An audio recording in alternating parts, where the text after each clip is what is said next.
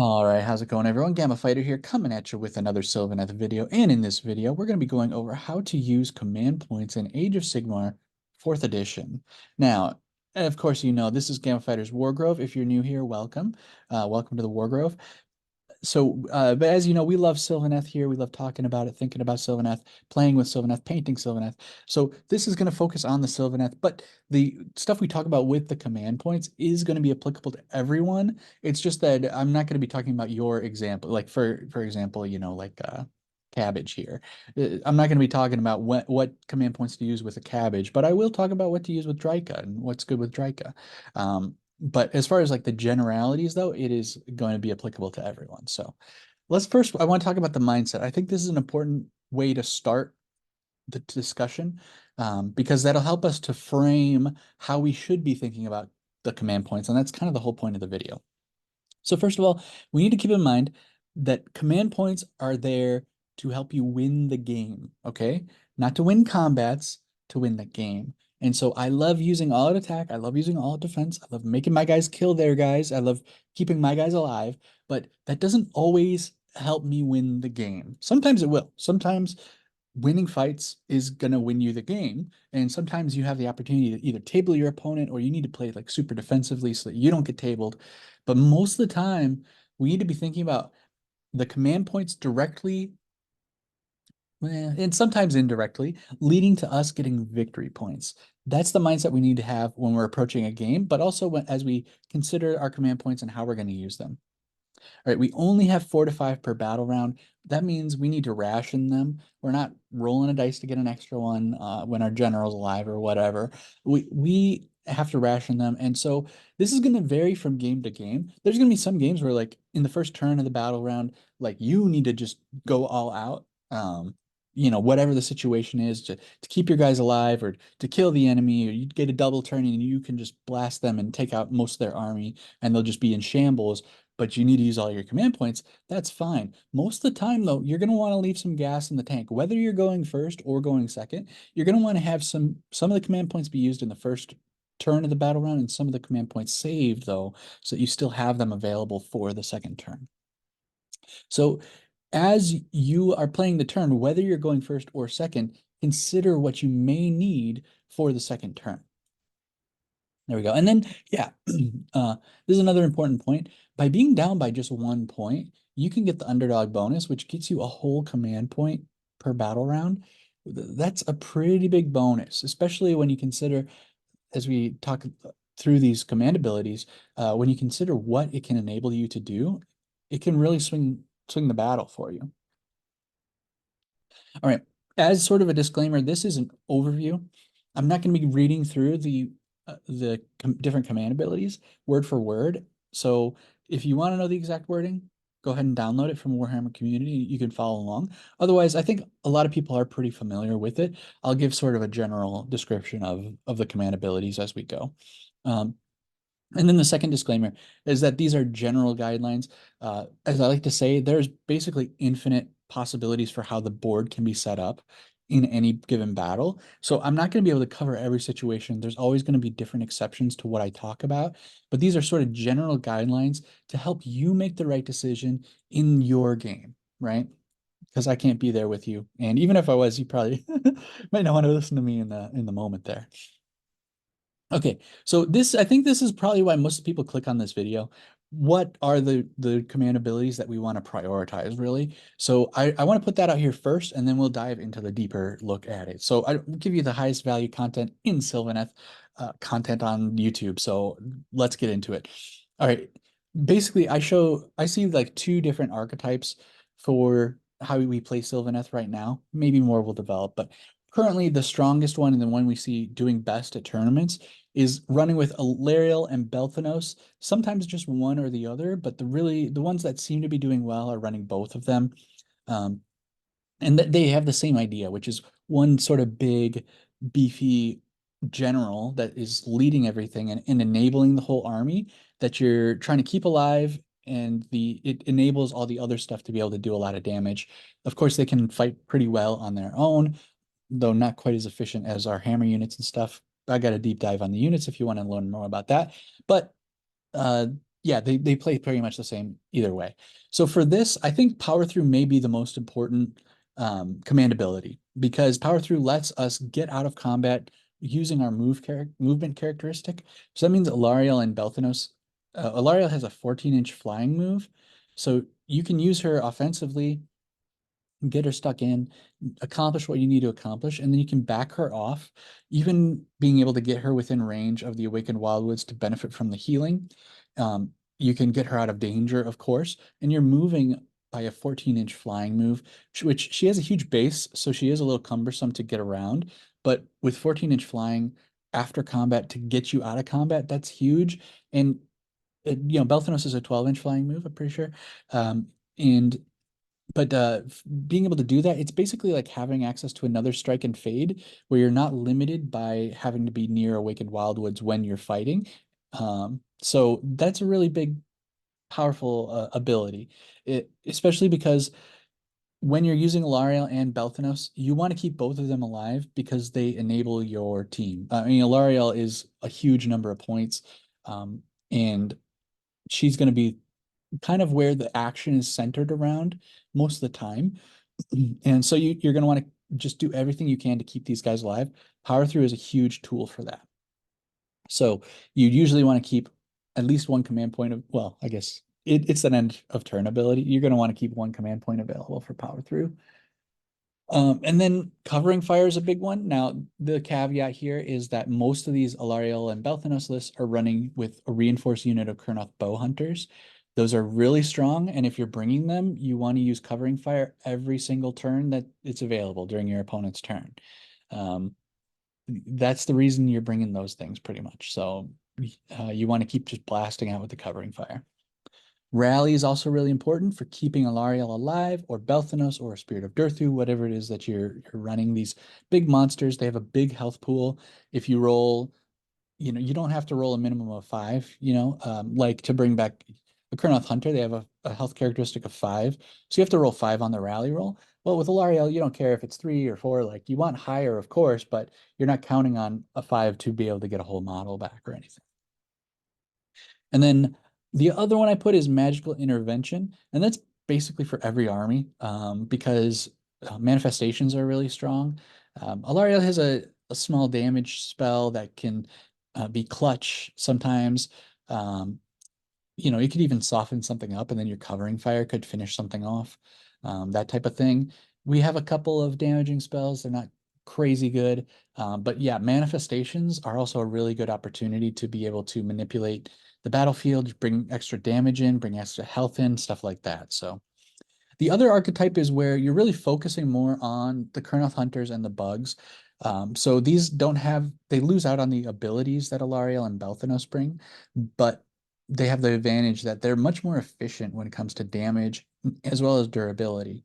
But of course, also they're on a unit of several models, 3 models each, 3 or 6. Whereas like Alariel and Belthanos, they have all those benefits I talked about with Rally of just being one giant health pool. So what are some things we want to consider here? Kroth bows, once again, with the covering fire, of course. Magical intervention, probably another priority. Once again, for manifestations mostly. Although depending on the hero that you bring, that the wizard that you have, could use some other stuff.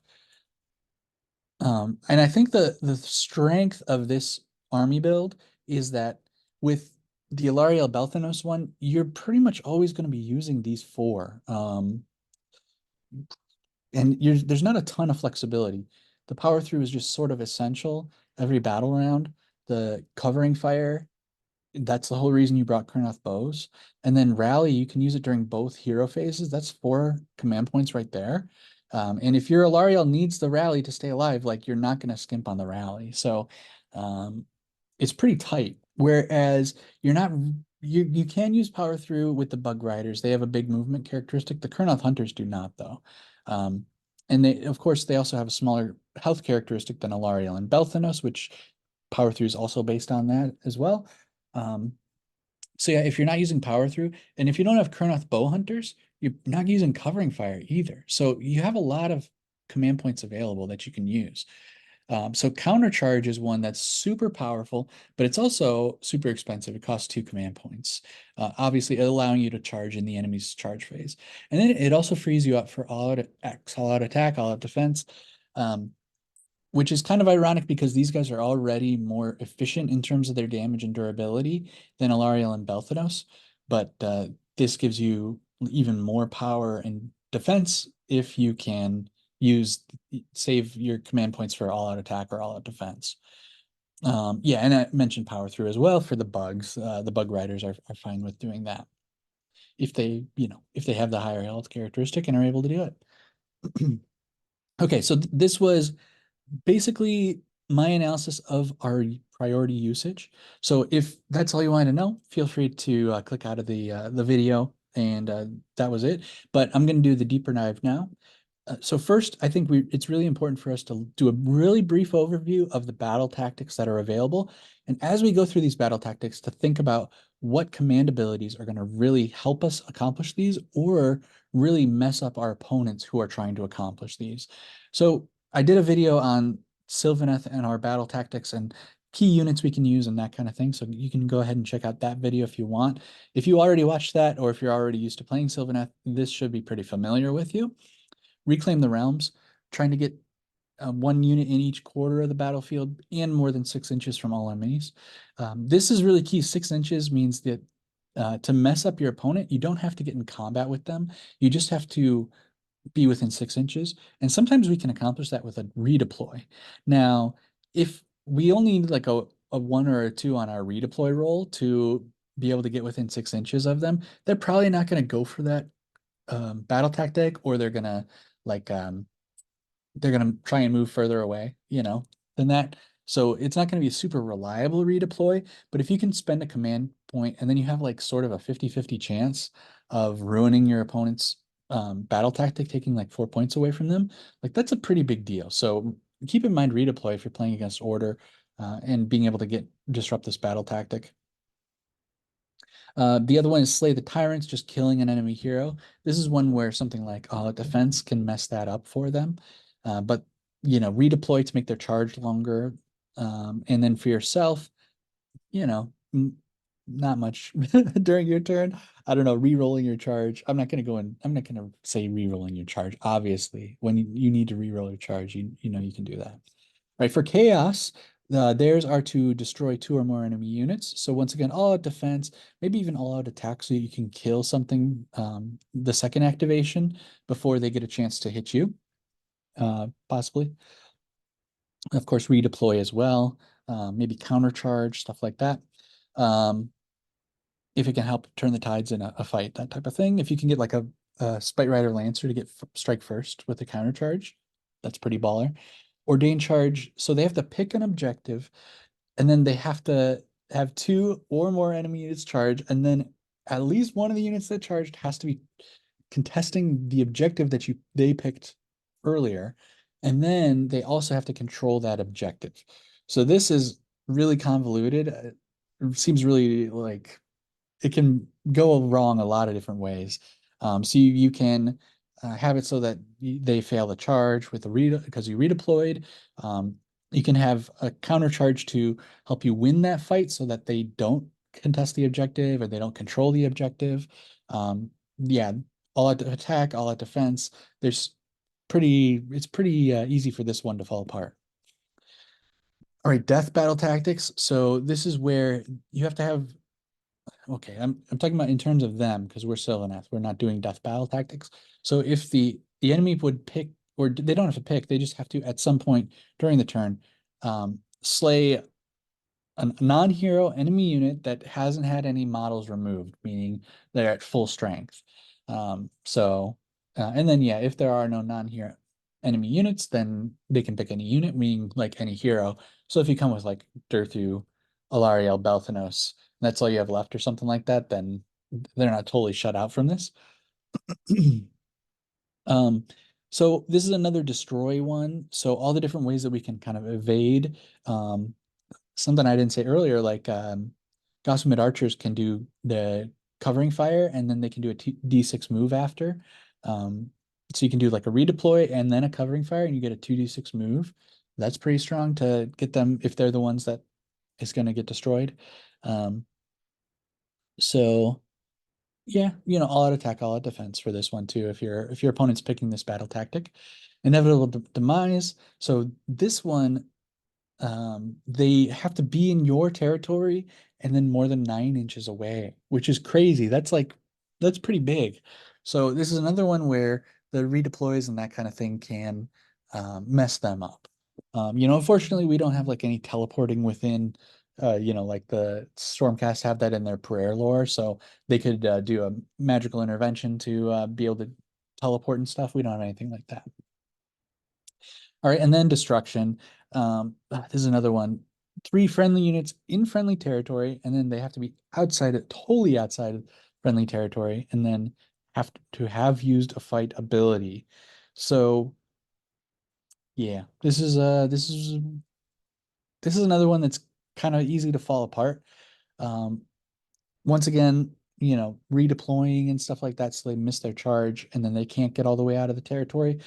This one, I don't know. I think they would probably only be using this with like really fast units anyways, so maybe that doesn't matter as much. That maybe it's not the charge that gets them out of their territory.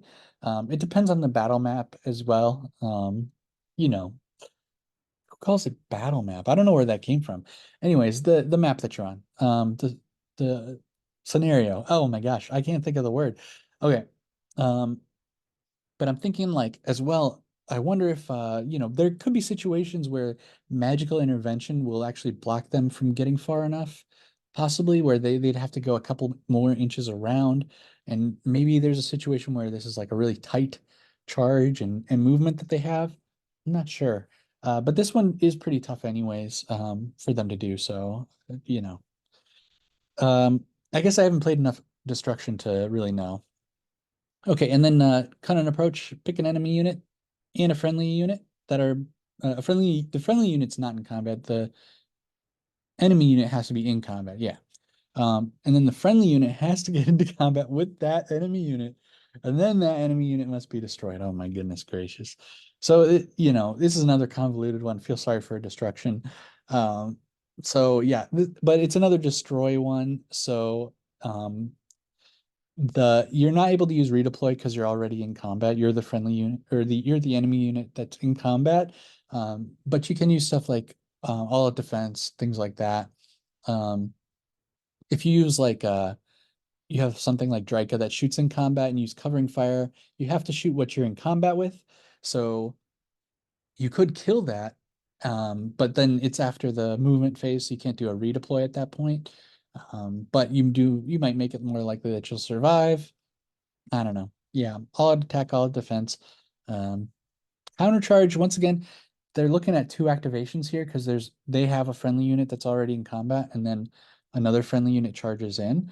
So if they need both units to finish off your unit, then a countercharge into them where you have a chance to kill the unit that hasn't activated yet could be good. So just some things to think about there.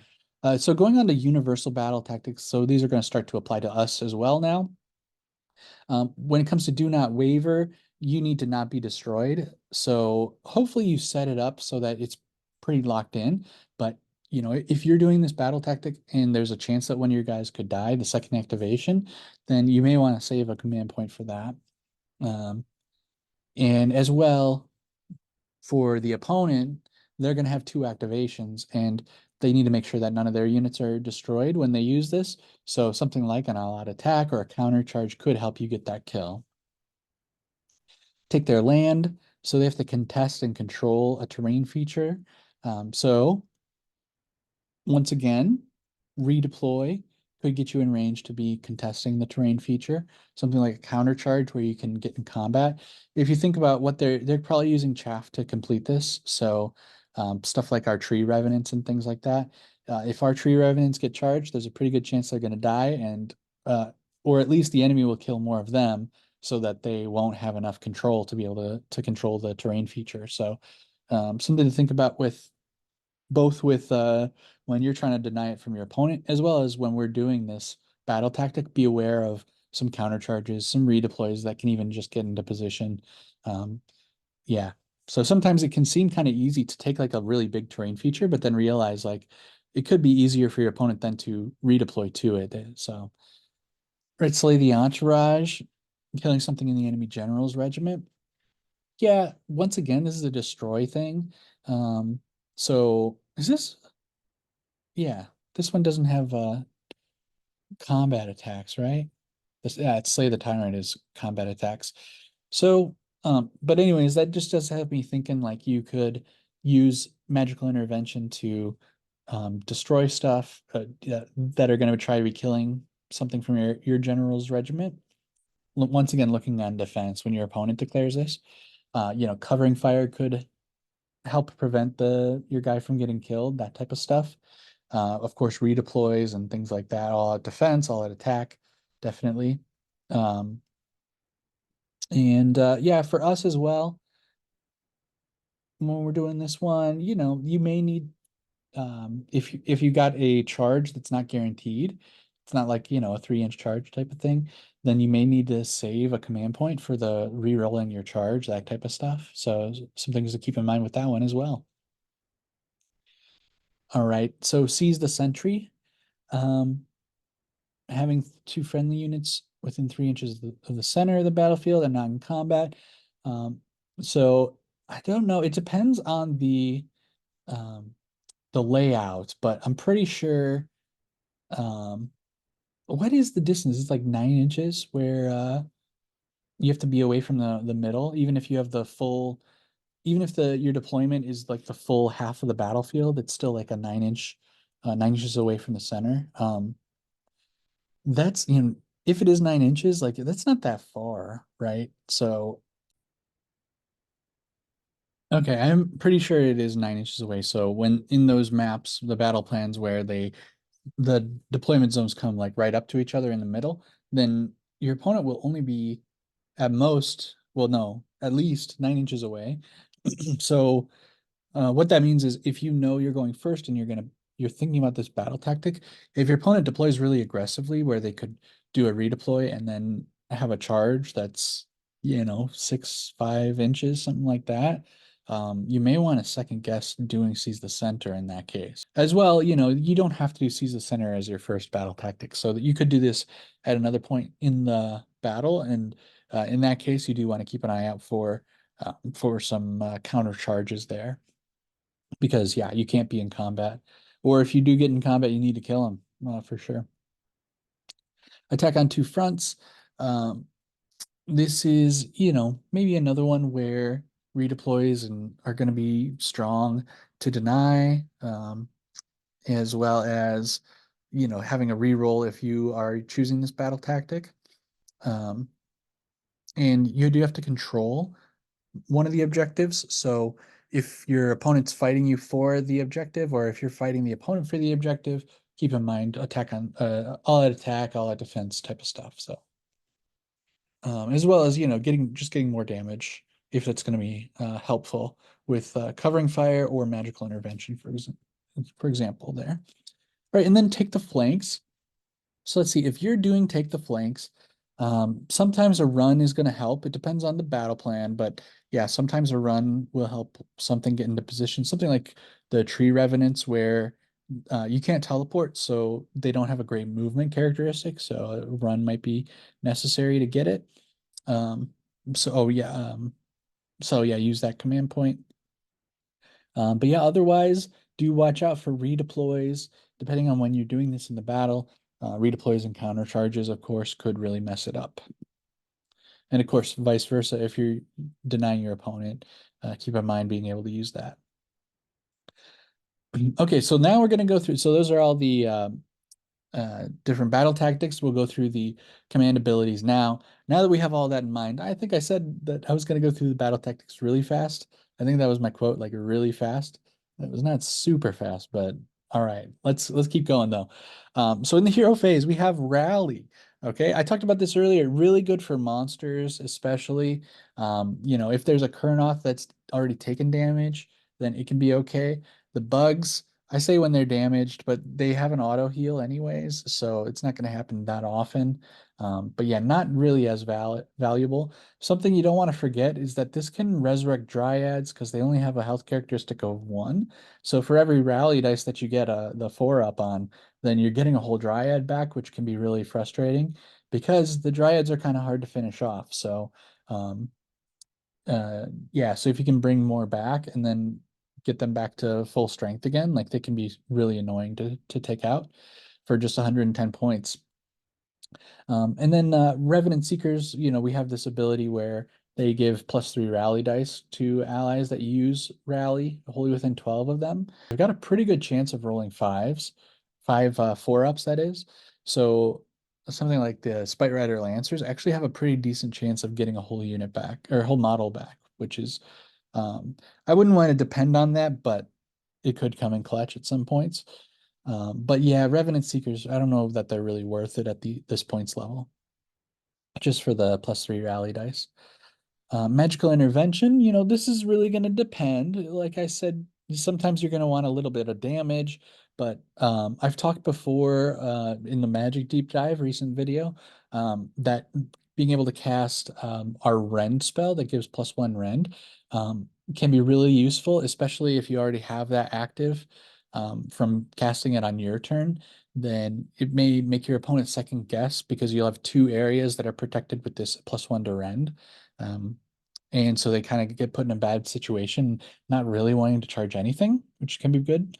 Manifestations, of course, super strong currently in this edition, doing really well. Always a good choice. Like, yeah, always good value if you can succeed. Now, that's maybe another thing I should have pointed out. If you got Spellsinger or Alariel with +1 to cast, Magical Intervention is a lot better. So you do want to keep that in mind. Some people will just bring Kronspine and just cast it on Magical Intervention every time, but having to roll like a 9, which is pretty rare. Once again, check out that Magic Deep Dive if you haven't already. So I don't know about that, but if you've got a +1 to cast, you're casting something that doesn't, you're casting a manifestation that doesn't cost that much, usually going to be worth it. If it's not that hard to succeed. So. Um, yeah, we have some damaging spells, so maybe, but yeah, Tree Song can make it easier for your opponent to get their charges off if you place it wrong. So you probably do not want to cast Tree Song during your opponent's turn for sure. All right, in the movement phase, we have at the double. I call that a run. Um, yeah, this can be useful for things like take the flanks or for seize the center, stuff like that. Um, or, with Balthanos, you have run in charge, so you wouldn't want to discount using run. Oh yeah, no, yeah, I think earlier I called this run. You know what I meant, the 6 auto run. So this is another thing where if you really want to get something across the map, like a Spy Rider Lancer all the way across the map to threaten something, then having a 6 automatically with at the double can be really strong, and then being able to charge in using Balthanos. Redeploy. This was probably the most cited one, other than all-out attack and all-out defense. Redeploy can mess up quite a few battle tactics, so do keep it in mind that your opponent may be able to mess up your battle tactic with a redeploy, or that you could also deny your opponent with a redeploy as well. Yeah, the big way that this helps is it can make a charge longer. Your opponent moves, and then you can use redeploy after that. So even if they have a 3-inch move, if you roll a 6 on your redeploy, then they'll have a 9-inch charge instead of a 3-inch charge. Of course, you're not counting usually on a 6 to, rolling exactly 6, but just something to keep in mind for yourself as well as for your opponent denying you battle tactics. During the shooting phase, we have covering fire. If you brought reinforced Kurnoths, you definitely want to use this as often as possible, unless they're dead or you only have 1 model left. You have to have really good reason to not be using covering fire, because a lot of the value from the Kroth Hunters comes from being able to shoot every turn. You can use this for chip damage. You can use it to try and deny some battle tactics, maybe help soften something up and kill it so that your opponent doesn't succeed on one of those where they need to have nothing die. Or if they need to kill something, you can weaken the unit that's going to try and kill something. So it can deny the battle tactic that way. And then, yeah, the Gossamed archers, they move after they shoot, and that, as written, works after using covering fire as well. So you can use a redeploy, and then if you're still in the danger zone and you've still got a target within 12 inches, you can do a covering fire and move another D6, which can be pretty useful. Um, and then in the shooting phase, all-out attack is powerful for dealing damage, but always question, does this benefit your long-term strategy? Does this get you points or set you up for points in a future turn? Same thing for all-out defense, but swap that with it's good for preventing damage, not for dealing damage. In the charge phase, countercharge is super powerful. It does shape the meta, or it shapes the game. If you have, if you're going second, well, I guess it doesn't matter. If your opponent has 2 command points during your turn, you have to be mindful of that at all times, of how that could mess up your strategy. And same thing, vice versa. If you've got 2 command points and it's your opponent's turn, they always have to be mindful that you could mess them up seriously if they're not careful with how they play. So countercharge is something you just always want to keep in the back of your mind. Very disruptive. And yeah, even the fact of keeping 2 command points, even if you're not planning to do a countercharge, it forces your opponent to play differently.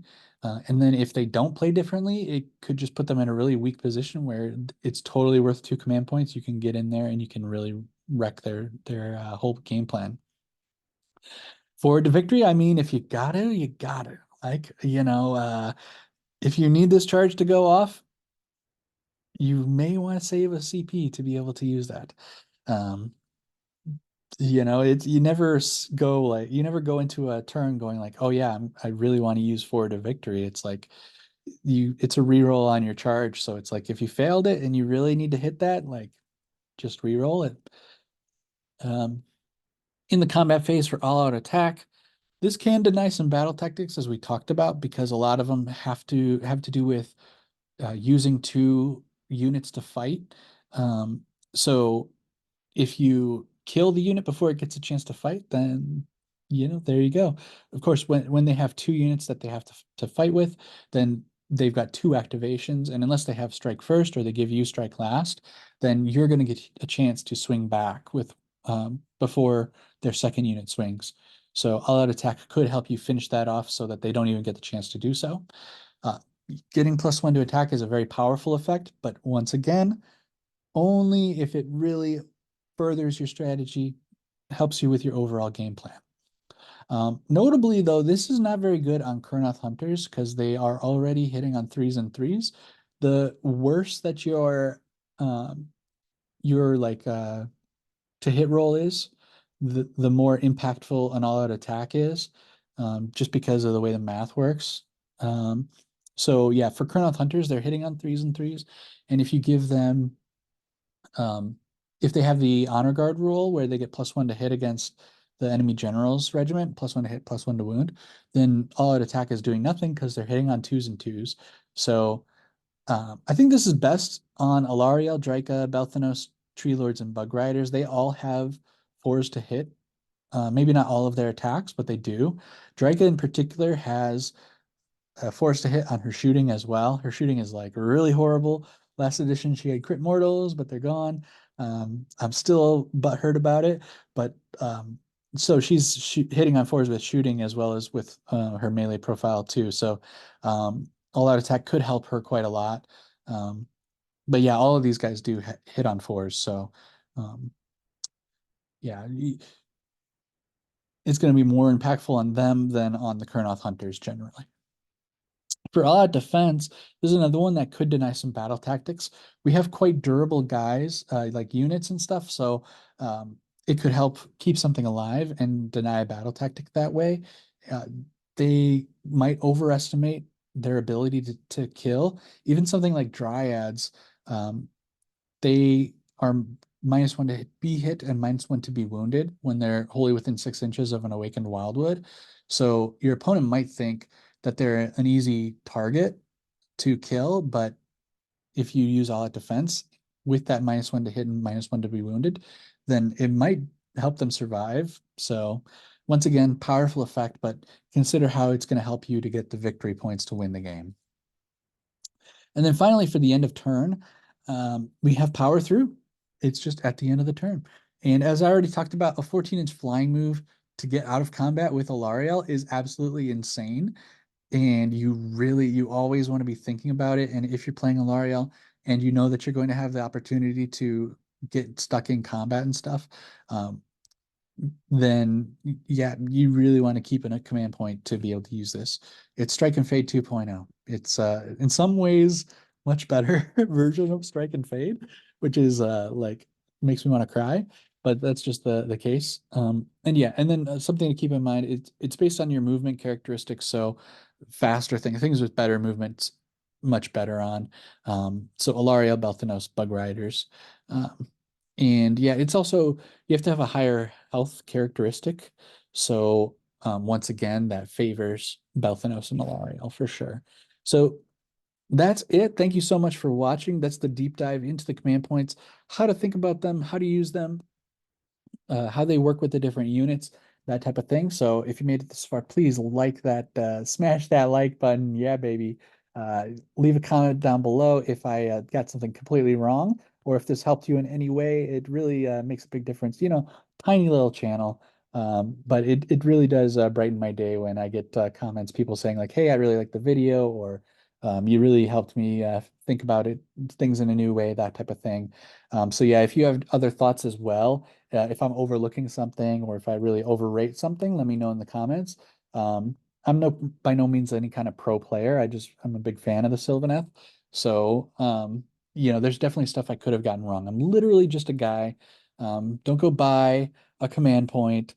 No, you don't buy command points. But I do like to say, don't buy stuff because of what I said in a video. Okay, buy something because you like it. But yeah, obviously there's nothing to buy here. But yeah, feel free to subscribe. That's it for me this time. Looking forward to seeing you guys in the next video. And to all my leafy lads and gossamed gals, I'll see you then. Bye.